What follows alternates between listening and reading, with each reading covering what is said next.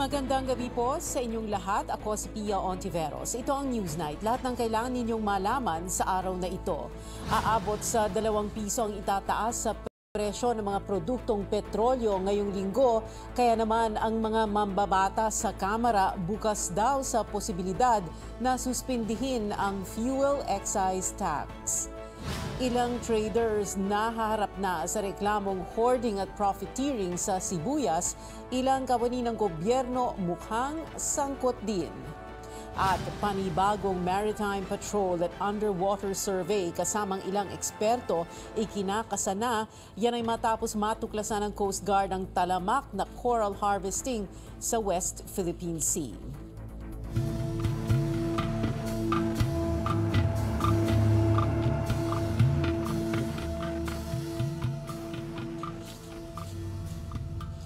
Abiso sa mga motorista, may malakihang taas presyo sa mga produktong petrolyo simula bukas. 2 piso ang iakyat ng presyo ng kada litro ng gasolina, habang 2 piso at 50 centavos naman ang itataas ng presyo ng kada litro ng diesel.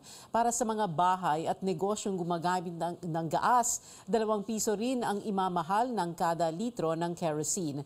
Una nang sinabi ng Energy Department ng inaasahang taas presyo ay dulot ng production cuts ng Russia at Saudi Arabia na pinakamalaking exporters ng langis sa mundo. Dagdag pa raw diyan ang supply disruption sa Libya dahil sa bagyo at mas pinalang crude inventory withdrawals ng Estados Unidos. Ito na ang pang-11 linggong magkakasunod na taas presyo sa petrolyo, bagay na iniinda ng mga motorista. Supposed to be dapat makontrol din talaga yan. Yung pagtaas na yan.